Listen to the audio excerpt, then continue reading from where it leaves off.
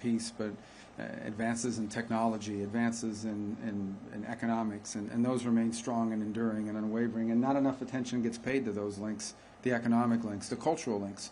We're here today, by the way, later this evening to inaugurate and to open to the world perhaps one of the most important archaeological sites in the planet, and one that has deep meaning to so many people in the United States as well, in the Pilgrim's Road over at the City of David. And so it's an honor to be here and be a part of that.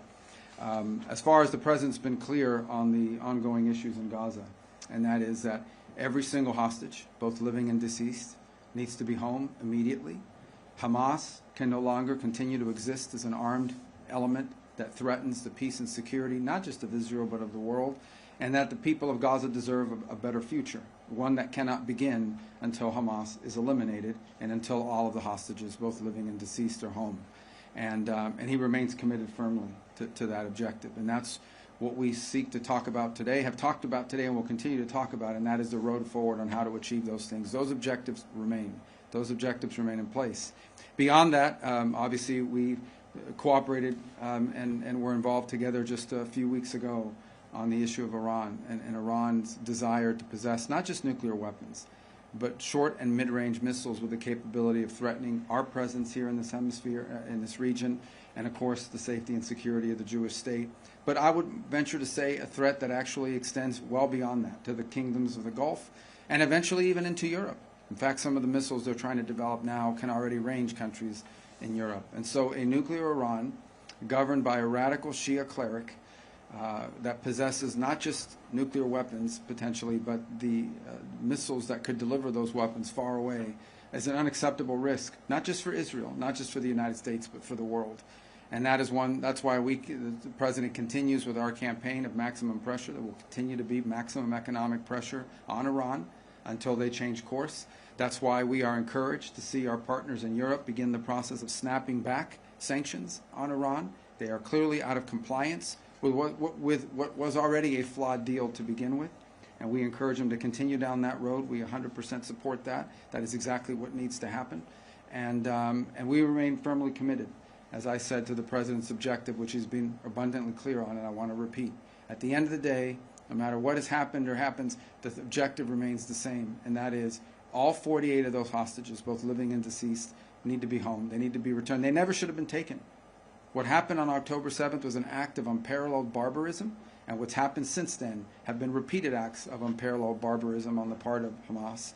Hamas needs to cease to exist as an armed element that can threaten the peace and security of the region, and the people of Gaza deserve a better future, but that better future cannot begin until Hamas is eliminated. That better future and that kind of peace is not even possible until the hostages are released, all of them, every single one. And so that's what we continue to be focused on. That's what the President wants to see happen, and that's what you can count on our unwavering support and commitment to see come to fruition. Thank you. Thank you very much. Mr. Secretary, do you think that it's possible to military dismantle? Thank you. Can you just state your name and the outfit you're from? Yeah, sure. Hi. Where are you from? Yeah, I'm from Israel. Okay. My name is Liza Rozovsky. I'm from Haaretz. And I want to ask if you still think that the military dismantlement of Hamas is possible. Well, Hamas can surrender tonight if they want, lay down their weapons. The problem is they're a terrorist group, a barbaric group, whose stated mission is the destruction of the Jewish state, so we're not counting on that from happening. Look, I think we would all, every single person I know, I don't know of anyone who would not rather see a negotiated settlement in which Hamas agrees to no longer be a terrorist group, lay down their arms, free the hostages, by the way, not just the hostages that they're holding from Israel, but frankly, the people of Gaza that they're also holding hostage as human shields. So that would be the ideal outcome, one we would all like to see. It's one that's been worked on. But I think we have to be prepared for the fact that savage, terrorists don't normally agree to things like that. But we'll continue to pursue that route. It's the ideal outcome, but it may require, ultimately, a concise military operation to eliminate them. We have to remember who we're dealing with here, and that is a group of people that have dedicated their lives to violence and barbarism. And when you're confronting that hard reality, as much as we may wish that there be a sort of a peaceful diplomatic way to end it, and we'll continue to explore and be dedicated to it, we also have to be prepared for the possibility that that's not going to happen. Yeah, go ahead.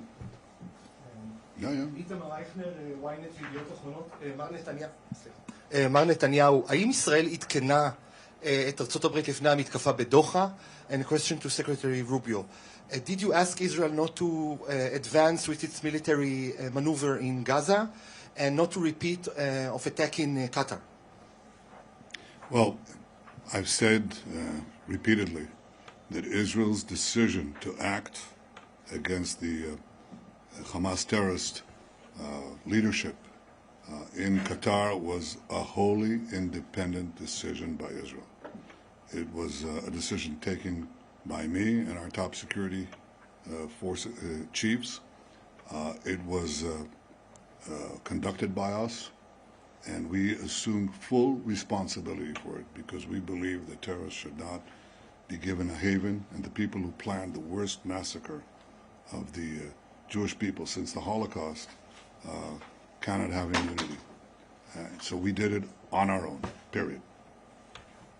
And all I would add is that we are focused on what happens now, what happens next, what role can Qatar play possibly in reaching an outcome here that leads not just to the end of this hostilities, not just to the release of all of the hostages, both living and deceased, not just the disarmament and elimination of Hamas, but also a better future for the people of Gaza, which isn't possible as long as Hamas exists, which isn't possible as long as 48 hostages are being held. And so we're going to continue to encourage Qatar to play a constructive role in that regard. We're focused because at the end of the day, no matter what has happened, these fundamentals still remain. There is still a Hamas, there is still 48 hostages, and there is still a war going on. And all of these things standing in the way of a better future for the people of Gaza.